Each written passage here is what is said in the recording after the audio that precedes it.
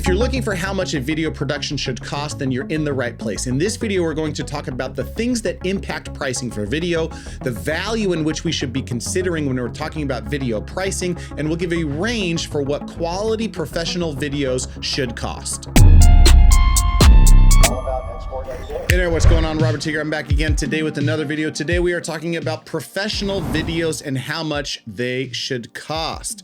There's a lot of factors that go into this, like the type of scope, the amount of deliverables, the amount of crew, all the different things and the value that you're going to bring to your clients. But the thing that doesn't is like a price per minute type of a video. And so you see people searching all over the internet of how much does a 2-minute video cost? What is a price per minute for a professional video? What does a product video cost? And of course, you're going to come up with these blended averages across the internet and people on Reddit talking about all these different price points. And while some of them may be valuable in giving you some context in terms of what video costs, there's other factors that as a video professional here in Los Angeles with my own production company, I would like to talk about today.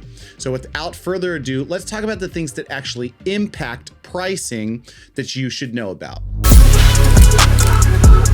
Now, when we examine the idea of what does a professional video cost, I find it funny the term professional is what people are searching for. I think I know what they mean by this, which is like you have an individual that you pay to create this video and they should have expertise on how video production works and where that video goes. So I'm just gonna go with that definition. And I've seen a wide range of costs, all the way from $500 to multi-7-figure contracts for large scale video production for commercial work and larger deliverables.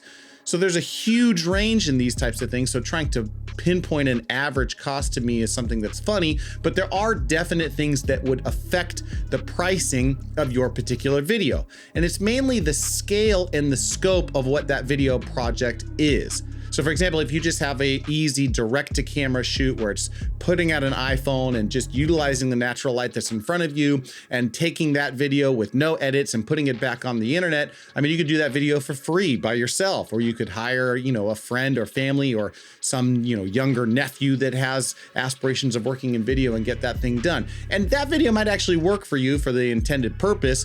But there's a lot of other things such as what type of equipment, the amount of equipment that's going to be used, not the cost, the amount. Is there lighting involved? Is there sound involved? Are you hiring someone specifically for voiceover or ancillary sound capture?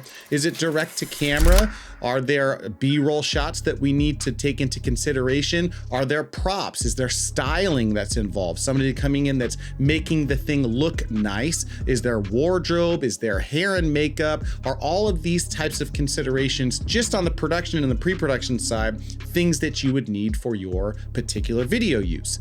Now, there are other considerations after you shoot. What does post-production or the editing process look like? Do we need anyone to actually put the edit together? Do we need somebody to add text motion graphics or virtual effects? Is there somebody that needs to sweeten the audio? Are we licensing music? Are we putting sound design or Foley on top of this video? Now, all of those things are consideration that goes into budgeting what those videos would cost, because we have the planning, the actual production, and the post-production process before we even deliver videos over to you. And so how much of these things are you going to need? How many videos are you going to ask for? And notice I didn't say anything about how much my equipment actually costs, because video pricing is dictated by the value that it conveys to the customer, not by the amount of equipment it takes for us to get that job done. Now, most video professionals that are worth their weight in salt have a minimum level of engagement where clients are concerned. So to think about this in other terms is they're not going to leave the house for a number below this number, right? And so I think if you have the competency of a baseline video professional, the minimum level you should be thinking about is around $1,500 to $2,000 for a day's worth of work and the subsequent edit that comes from that. Now, again, this is a baseline threshold for video professionals. And of course, there are other factors like physical location within the US that come in and play into this. I think the internet has kind of normalized a lot of those price points for the most part, but you can kind of express a plus or minus 10% variance on top of something like that. Now, of course, this is in Los Angeles that I'm experiencing this, and we've recorded this in 2024. So those pricing are going to kind of change throughout the time frame that we're talking about. Now, we use this idea of a car when talking to clients and budgeting, which I know you're thinking like, why are we talking about cars? Or I thought we were talking about video pricing, but just bear with me for 1 second. The idea is that we have to get from point A to point B. And so we can do that with a Geo Metro, we can do that with a Pinto, we can do that with a Prius, or we could do it with a Rolls Royce or a Maybach or some other crazy expensive car. Now, we're going to get to point A to point B in some way, shape, or form. The information we want to communicate is going to get communicated, but the way in which we do that is going to be very different depending on a Geo Metro or a Rolls Royce. You can have all of these bells and whistles and all the different things in order to get that message to be conveyed, or we can do that in a very simple way. The difference is obviously budget, but also what are the things that you want to convey to your potential customer. If you are a luxury brand, then simply filming something on your iPhone to communicate with customers is just not the type of brand equity and brand positioning that you want to be conveying to your potential customers. So you're going to need a budget that's going to look more like a Rolls Royce than it does a Geo Metro. But if you don't have that type of budget and or you have a client base that expects a very rudimentary type of communication style, then maybe the Geo Metro is for you. But the idea is that there is a spectrum of pricing and value associated to that pricing that you should be thinking of when you're thinking of budget and how much you're going to spend and the type of product you're going to get to communicate the message that you're communicating. So thinking of this car analogy tends to be really helpful for people. And it also leaves open a window of saying, I may only have Geo Metro budget now, but I could potentially have a BMW 7 Series budget a little bit later on in this process. So it allows us to align on what the budget is and the type of video that we can create relative to that budget. So now that we have an understanding of how to think of pricing as a spectrum, right, a continuous spectrum, let's talk about the way in which we should be thinking about pricing from a value standpoint. Now, I mentioned this idea earlier on where you can hire your nephew or a very younger seasoned video professional to shoot something on their iPhone direct to camera. You're speaking to that person through that lens and you're putting it right up on social. It's a very short type of transaction and it's a very specific type of video. And again, that may work very well for you, your budget, and your particular position. But what if there's more? Video as an idea has become such an integral part of how we market. So the value in which we can convey to our clients and the things that they can extract from the video production should really resemble that type of importance.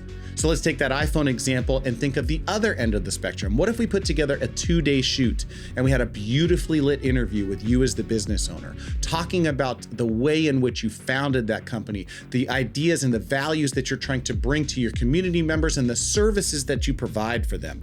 What if we're not only just talking directly to camera, but we cut away to beautiful B-roll shots of you actually interacting and interfacing with the products and services that you provide, with the customers that come into your location? What if we could show the physical location that you're in? Maybe a drone shot that shows the physical proximity of where you are and the community in which you serve. What if we had other team members coming in and talking about the products and the services that they provide and the contributions that they make to this overall team and how that actually helps people and customers that come into this business? What if we had customer testimonials that came in and said they had a great experience and they could showcase the different types of services that they received and the value that it brought to their lives?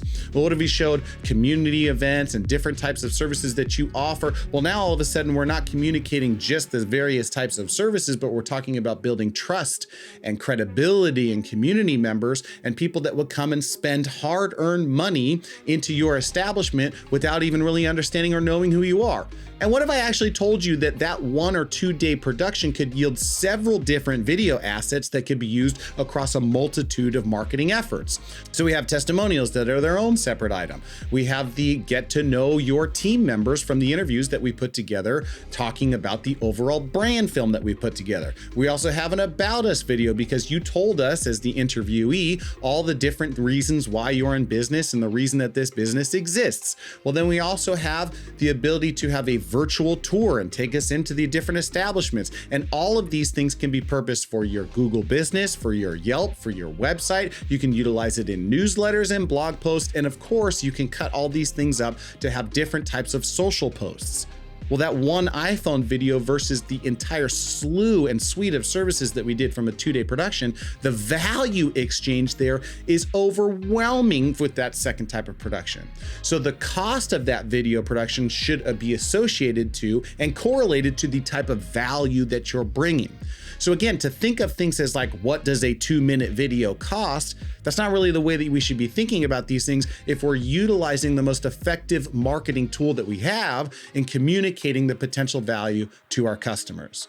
So again, thinking about these things as an analogy of that car, we can use that Geo Metro, we can use the Rolls Royce, but there's a very specific example combined with a bunch of different deliverables so that you can see the different type of value that we can confer to our customer base, from the clients that we serve as video production companies all the way through to the clients that you would serve as a business serving your community. So with that in mind, I want to talk about one last concept that I think is going to be very helpful when thinking about engaging with a video professional, and that is the good, fast, cheap triangle. Now, the good, fast, cheap triangle is a concept that is pervasive across multiple types of businesses. And simply put, a good, fast, cheap triangle gives you the idea that you can only have 2 of the items on the good, fast, cheap triangle. Now, what do you mean by this, Teegarden? You're starting to blow my mind. Let me explain. In a good, fast, cheap triangle, you can only have 2. If you want a video that is good and fast, it's not going to be cheap. However, if you want a video that is cheap and good, it is not going to be fast. Or if you want a video that is fast and cheap, well then, god darn it, it's not going to be very good. So when you think about value and pricing along this good, fast, cheap triangle, you can at least start to have an understanding of why the quality of the video output that you're receiving is going to be the quality that you're receiving. For example, if I'm only willing to pay a video professional $500 for a video and I need it tomorrow, that video is probably not going to be very good. But if I'm willing to have time frame added to what I'm talking about and have a higher budget, well, the quality and the delivery of that type of video product or the suite of video services that we're talking about is going to be, or should be, exceptional. And so having this understanding and the ability to have a conversation both as a video professional and as a person seeking video services, hopefully what you're receiving now in this video and the value that's added here is an ability to have a competent level conversation with the 2 parties back and forth so that you can come to an amicable agreement where both parties are winning. The client is getting incredible video services and the video professional is getting paid, rightfully so, for the video quality that they are putting out there. With that in mind, ladies and gentlemen, if you like this video, like the damn video. If you haven't already, hit that subscribe button and ring the bell for posting notifications. This is Teegarden with another video in the can. I can't wait to see you guys next week. Leave me some comments below on the things that you would like to know a little bit more about. See you next week. Peace.